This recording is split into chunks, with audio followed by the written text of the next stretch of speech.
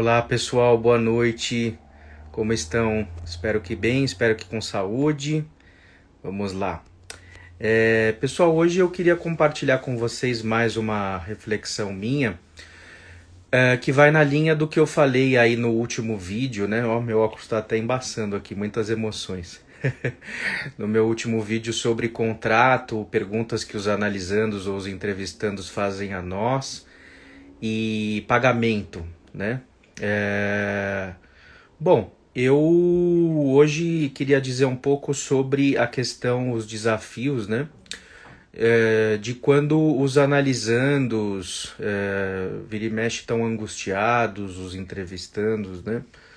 E precisam de algum apoio e a gente nem sempre tem, digamos, aquela interpretação na manga ou aquela intervenção que possa trazer uma elucidação sobre os sintomas, né, que a pessoa está tendo, sobre a sua angústia. Então a gente precisa sempre desenvolver manejos e intervenções para que a análise tenha uma finalidade terapêutica, né? Afinal de contas, a análise é um modo de tratamento, né?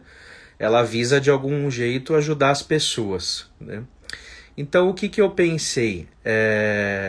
Por que não o analista não contar... aliás, por que não o analista contar passagens autobiográficas para os seus pacientes, né?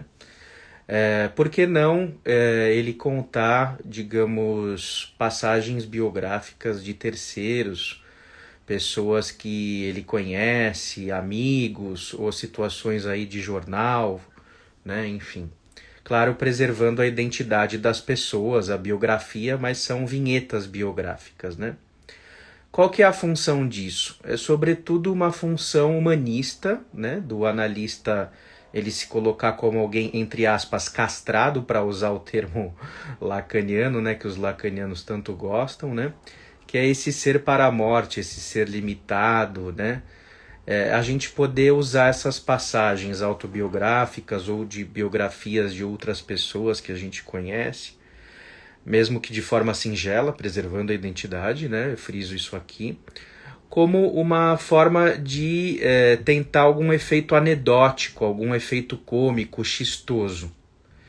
Então, por exemplo, eu lembro de uma paciente que me coloca que ela sempre quer discutir política com o marido dela, né? E o marido dela não tem a menor paciência para discutir política, é grosseiro e tal, né? E aí eu coloquei para ela a seguinte questão, né? Falei, olha, muitas vezes a gente precisa, para não dar com a cara na parede, conversar com pessoas que querem nos ouvir, que têm condições de nos escutar, né? Então, do que adianta você insistir num assunto com uma pessoa que não tem abertura para conversar com você sobre esse assunto? E aí eu peguei e disse para ela, bom, eu adoro ufologia e adoro falar de carro. A minha mulher não acredita em ET, não acredita em disco voador, em nada. Ela não suporta falar de carro. Então imagina, se eu for insistir, ficar falando cada vez que eu tô a fim de falar com a minha mulher sobre ufologia e carro, não vai dar certo, vai ter briga, vai ter chateação, enfim. Então, isso é verdade, ou seja, eu não inventei essa história para paciente, eu dei um depoimento anedótico da minha vida, né, no sentido de mostrar a minha humanidade e justamente compartilhar com ela um sentimento coletivo que todo mundo tem de um certo desencaixe com o outro, né? A vida, o outro não é sempre como a gente quer, pelo contrário, né? É muito difícil que o outro corresponda e seja como a gente quer. Então tem sempre um desencaixe no ar e de alguma maneira a gente precisa lidar melhor com isso. Então a análise ela é um processo que cativa a alteridade, né? Uma das funções da psicanálise é cativar a alteridade, não a autoridade. Ah, você tem que me escutar, você tem que fazer isso, você tem que fazer aquilo, você tem que ser carinhoso.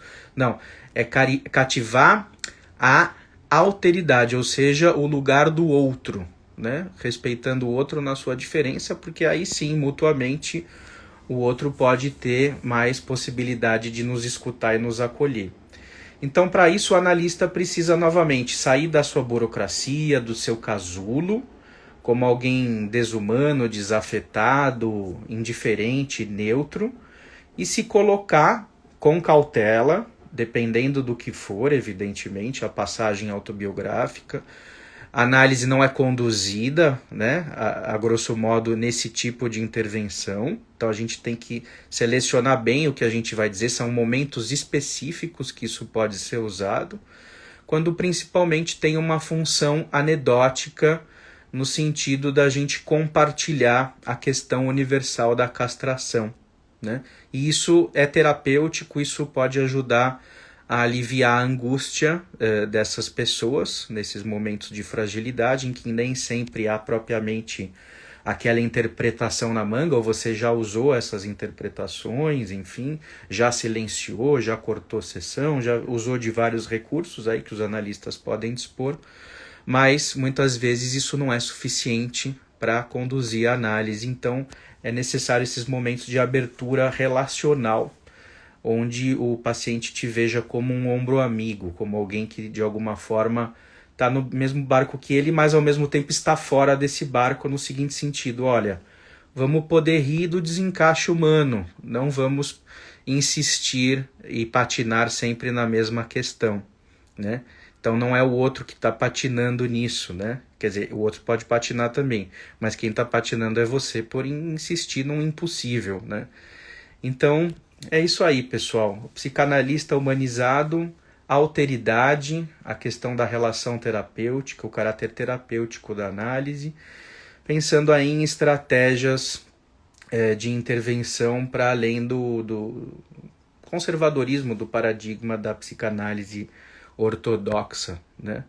Acho que quanto mais o analista puder ousar, né, e se permitir se sentir livre, né, nos atendimentos, mais enriquecedor vai ser o processo analítico, né, mais emancipado o analista e analisando vão estar, tá bom? Então, é isso aí, pessoal. Até o próximo vídeo e um bom final de sábado para vocês. Até mais.